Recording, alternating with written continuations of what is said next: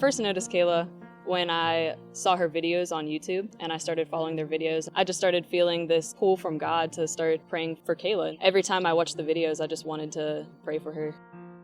Well, she followed me on Twitter and then friend requested me on Facebook, and I noticed that we had a couple mutual friends, so I knew it wasn't like random. But yeah, I mean, when she messaged me on Facebook, it was just a nice message saying hello, and now that, we're friends on social media, I just wanted to introduce myself. I watched the videos, and I was like, sweet, fan mail. It was really nice of her to go out of her way to say that when we hadn't really met, and that was just the beginning of a really great friendship. I first brought faith into the conversation with Kayla when she was just talking about a video that she was watching in her class. It reminded me of something that God had done in my life, so I was inspired to share part of my testimony with her. She was asking questions about God. It really seemed like to me that God was already working in her heart.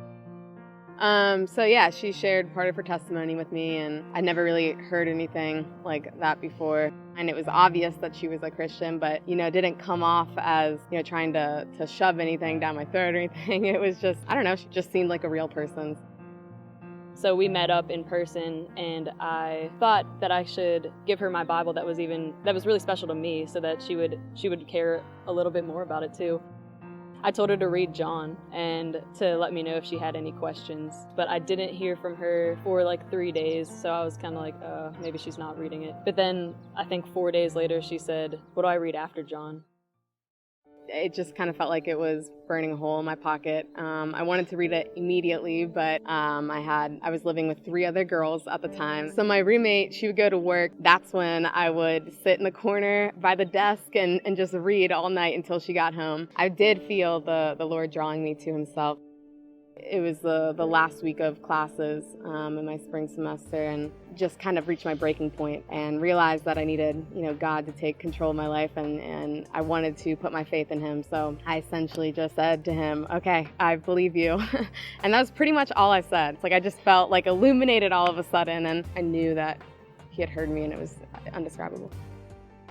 So when I came back to school in the fall for my junior year, I knew at that point just reading the Bible by myself wasn't really enough, and that I should probably start looking for a church or a Bible study, but I really had no clue how to get involved in that. So her response really surprised me, because she said that she actually believed what she was reading, and I was just filled with joy. So then the following May, at the end of my junior year, I decided I wanted to get baptized with my local church, and asked Autumn to be a part of that. When I was given the opportunity to assist the pastor in baptizing Kayla, I was just overwhelmed. I mean, that was one of the best experiences of my life. So going into my senior year of college, I felt God calling me into campus ministry. And meanwhile, I had initially thought I've always had a heart for missions, and I was trying to pursue overseas missions. While I was trying to pursue that, God was stirring my heart to campus ministry.